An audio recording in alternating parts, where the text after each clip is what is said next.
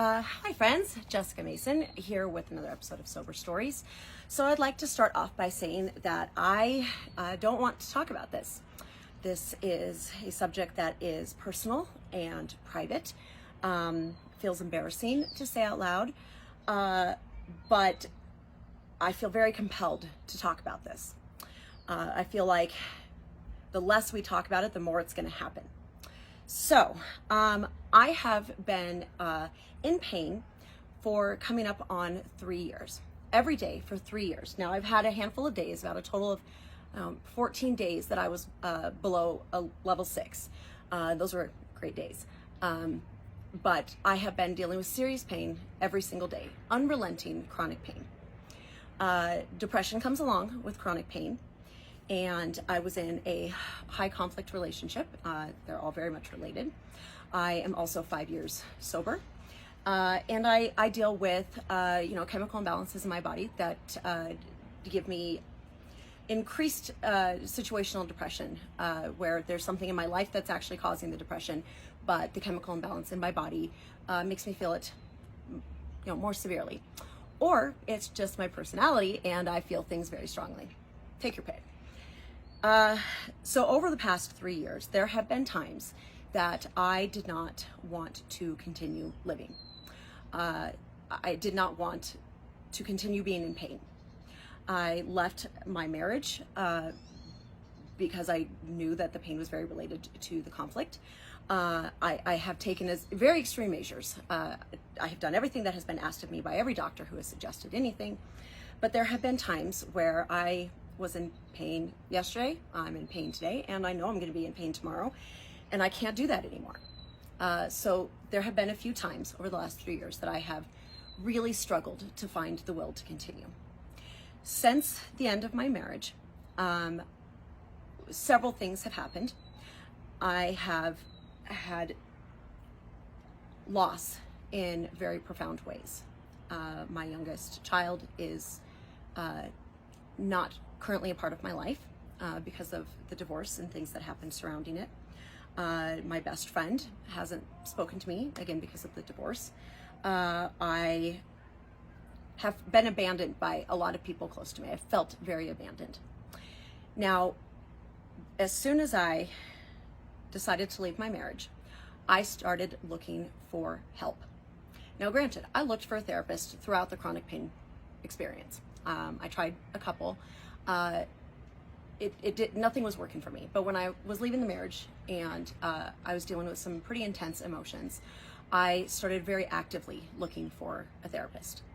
I have called, I have emailed, I have signed up for apps. My mother has called and emailed a couple dozen people. The day that my husband moved out, with that about a 12-hour period, there was very intense conflict in my home. So he left and my son left the same day. And I fell apart. It was the worst day of my life. It's the worst 12 hours of my life. And I've seen some shit. It was the worst. And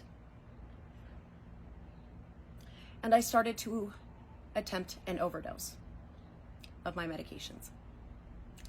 And I started taking the pills, and I had the rest of them clutched in my hand, digging my nails into my palm, trying to get help. I reached out to my therapist at the time. I called my mother and had her come home and sit with me. I reached out to someone who was very close to me at the time, who did talk me down and got me through it. I took the Narcan that, as hopefully you know, I have fought very hard to make a legislated requirement to co-prescribe with all opioids. So I took my Narcan and I made myself vomit. And this therapist, to whom I reached out for help, sent the police to my house, which my children saw. At that point, I had already done what I needed to do to get out of being in danger physically. These were young cops, maybe 15 to 20 years younger than I am, with zero training in mental health or crisis management, who just said, "Do you need to go to the hospital?" I said, "No." They said, "Okay, well, here's the number for suicide hotline. The next day, I was fired by that therapist. She said, I'm sorry, but I can't see you. I don't do crisis management, or I don't feel comfortable handling this kind of situation. Please, contact Jeffco Mental Health, which is where I started, because I have Medicaid state insurance, and Jeffco Mental Health had from when I had tried before, I couldn't get through. When I finally got through, I was put on a wait list. And when I did meet with somebody, they were incredibly incompetent. There are a lot of incompetent people in the world, but when incompetent people become counselors, it is dangerous. My mother is a PsyD, doctorate of psychology, and my father's an MSW, Master's of Social Work. And so I know what good therapists look like. They obviously can't give me therapy, but I've heard them talk about how they have handled things with their clients, or things about psychology. And my undergraduate psychology, my sister's undergraduate psychology, my great aunt was a psychologist, and I'm aware when I'm in a situation that's not helping, and I'm aware when people are asking questions that do no good, or you don't have to know psychology to know when somebody is really screwing up your therapy. So I was contacted by this therapist supervisor who said that they were unwilling to see somebody in crisis and to call Jeffco Mental Health. I then began a very full-time pursuit of mental health assistance, trying to find somebody who would see me, doctors that, regular therapists, I say regular, but people I would find through recommendations or whatever, wouldn't see me because I had Medicaid. I was not even allowed to self-pay. Let me say that one more time. Because I had Medicaid, I could not find a therapist to see me even as self-pay. Within the network, I was struggling to find anyone, trying to call government phone numbers to get help. I started working with a coach, not really a life coach. She is an ascension coach. It was about mindset and perspective, and doing a lot of mirroring work. What am I feeling? How do I feel this person is making me feel? How am I making myself feel that way? And it was helpful. But I also have ADD, which really gets exacerbated during times of stress. And sitting through the hour appointment was physically painful. It was very, very uncomfortable. Once I hit about half an hour, I get this boiled alive feeling like I got to get out of this. I can't sit here anymore. And so I would cut our sessions short. In therapy, I can make it to about 45 minutes, but the last 15 minutes is uncomfortable for me. So I've been reaching out to this woman to try to get in, and I spoke with her yesterday, and she said that I wasn't making the time for the work, that I always had to go, or I was always in pain, or the gist of it is, and please, this is my interpretation, this is what I heard, that I am in too much pain, I have too much going on, there are too many crisis factors to do the work. Basically, call me when your life calms down. Call me when you're better, and we'll go from there. I have said in previous videos that since coming out of the codependent relationship, I have felt that anytime I was leaning on somebody, that I was feeling their support, that they were removed from my life. My husband, my child, my best friend, the new relationship that I was leaning on, my therapist, and now my ascension coach. I had started with a new counselor a couple weeks ago. Last Tuesday evening, I missed our session together. I'm very forgetful right now. I'm not sleeping well. I'm on pain meds. I'm depressed. And I missed our appointment. And I emailed her as soon as I realized it was still that night, and she was going out of town for a week. And I was trying to figure out how to get on her schedule, and she was saying, well, we haven't gotten your paperwork. And I know this is tedious, but just bear with me. They couldn't get through on my AOL account. The emails kept bouncing back. I gave them a different account. I couldn't get logged in. So there's a lot of back and forth emails of me just saying, fuck the paperwork, talk to me. You want me to fill something out? Fine, send me the link. I will fill out whatever you need. I'm not getting a link. I can't get in. What can I do? And she's out of the office. So I am messaging her throughout this week saying, you know, I know you're back on Wednesday. I need to get on your schedule. I need to set up some mediation between my child and I. I don't know what to do about this paperwork. Long story short. So last night, long story short, 10 minutes in. So last night, after I was fired from my Ascension coach, I had the thought that I could go pick up my new prescription of my pain medication and just take it all. That I could be done. That I can't do this anymore. Those are the words that I kept saying. I can't do this anymore. And I canceled all my classes. I canceled a few days. I called my mother and I told her that I needed to be hospitalized. That I was feeling the compulsion that I had felt in May. That I was feeling drawn in a way like an addict does to a drink, to death. That I was done. And the cliches of, but so many people love you. So many people want to see. I have been so resentful of these people who love me because they are insisting that I suffer so they don't have to experience the loss of me. And it pisses me off. Now, I have been feeling like this for a while. It is not all the time. I have lots of parts of my life that I love. There are lots of things that make me happy. I have good people in my life. But I'm always carrying this weight, which is why my body hurts so much. It's why it's hurt these last 3 years. Why my chiropractor says my body is in crisis. Well, of course my body is. I am internalizing this struggle into every fiber of my being. And I am in pain in every way a human can be in pain. And I knew I needed help. So I was on the phone for an hour trying to get things set up so that I could go and get the help that I needed. We called inpatient and they never called us back. The treatment that I could get short term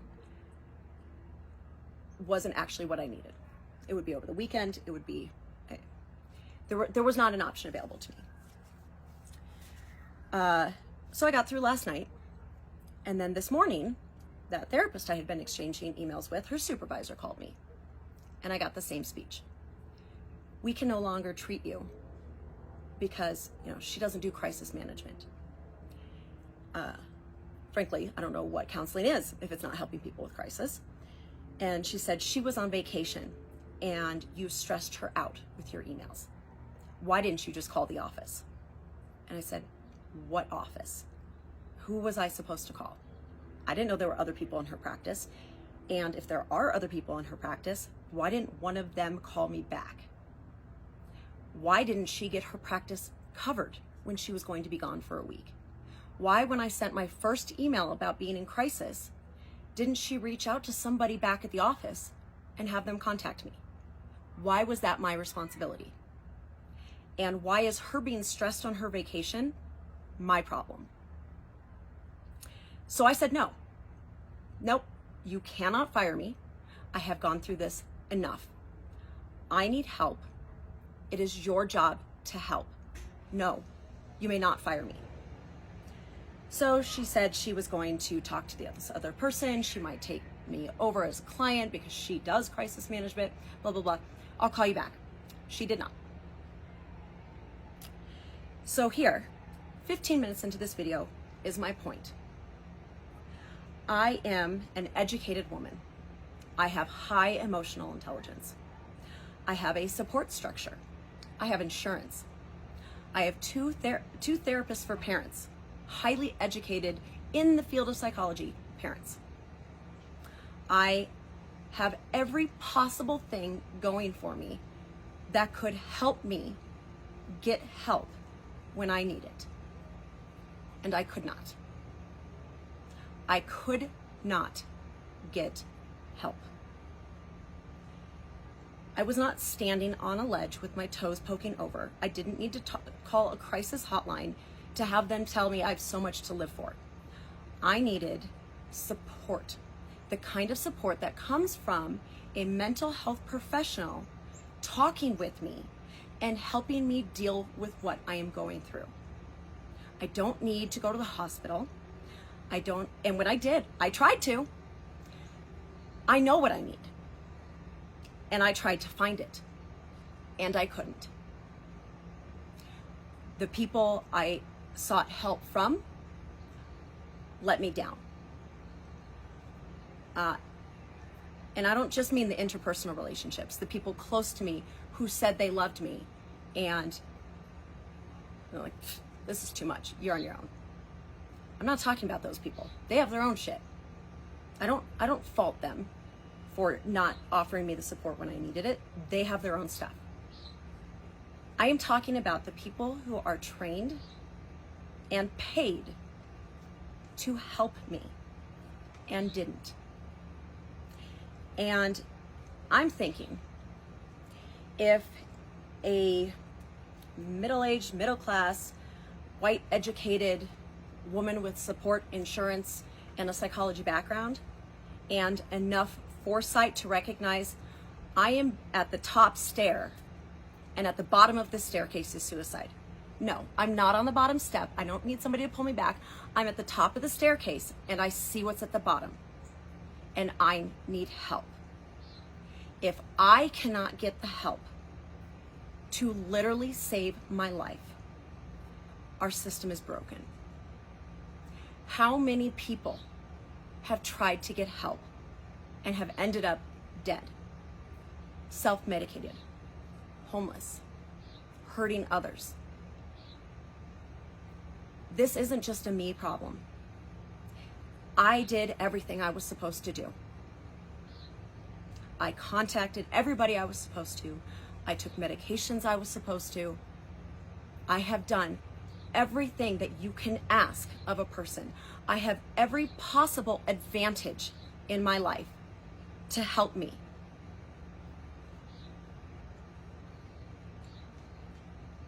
And I almost died. I almost died because I couldn't get the help that I needed. How many people are dying? How many people are hurting themselves or others? Our system is broken. Crisis management needs to be part of the training of every single person employed in a job that requires them to help people. Police officers need to be trained in that. And for fuck's sake, counselors need to be trained in crisis management. And if you are in a position of being someone's support system and you drop them when they are in crisis, you should not have that job anymore. This is life and death. And if your job is to help people, my job is to help people. I'm a teacher. And if somebody comes to me in crisis, I am obligated to help. And if I can't, I get them the help they need. I don't say, you should call this person. I'm a business owner. I don't go out of town without putting somebody in charge of my business. I can reach an emergency dentist on the weekend, but my counselor is gone for a week and it's my fault I didn't figure out who else to talk to. I don't want to talk about this. This is embarrassing. But I don't need the tallest tower to prove to anyone I am not weak. I turn my pain into power. Every tear's a diamond on my cheek. I am a badass warrior. And I nearly died. Enough. The system is broken. So this topic that I don't want to talk about, I'm going to start talking about a whole lot more. I'm going to find an organization that believes in the kind of mental health care reform that I do, and I'm going to become a mouthpiece. Because this isn't right. What has happened to me is not right. What is happening to people every day is not right. People in crisis should have help. When you reach for help, you should get it. It shouldn't be so goddamn hard to figure out how to get help or to get the help once you ask for it. We are living in the time of incredible technology, information, money, connections between all of us. Why isn't it easier to get help?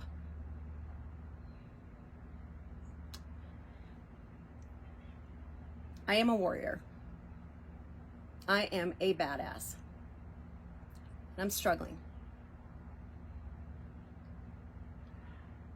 But I'm going to fight for my own life and for the lives of everyone who is suffering and cannot find or gain access to help and support.